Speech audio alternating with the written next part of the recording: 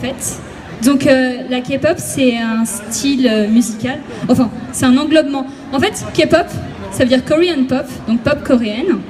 Et en fait, c'est un englobement, parce que c'est pas vraiment que de la pop, de plein de choses, comme le hip-hop, le R&B, l'électro, les ballades, le rock, le rap, enfin voilà.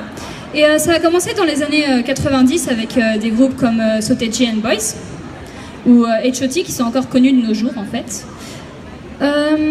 C'est vers les années 90 aussi que ça a commencé à se propager en Asie hors de la Corée du Sud.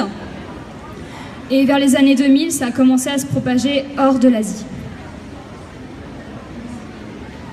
Donc les artistes sont recrutés par des maisons de production qui sont appelées des compagnies.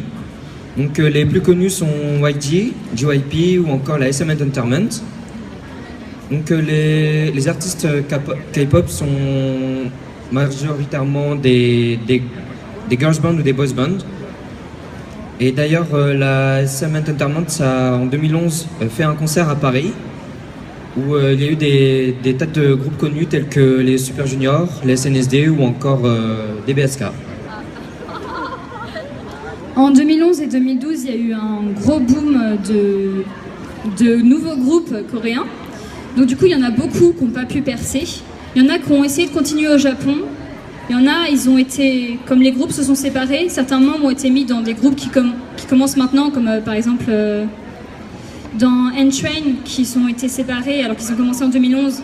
Il y a un membre qui est maintenant dans un groupe qui a débuté en 2014. Nous, si on aime la K-pop, en fait, c'est déjà pour la langue.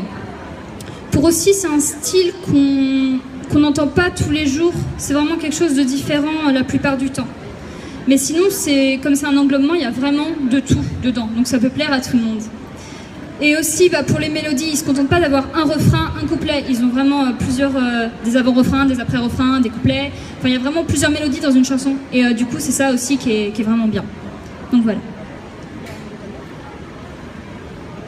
Ah oui, du coup, là, on va vous danser Vix Eternity, quand les filles seront prêtes. Ah oui, et avant, c'était Tiny G Minimanimo.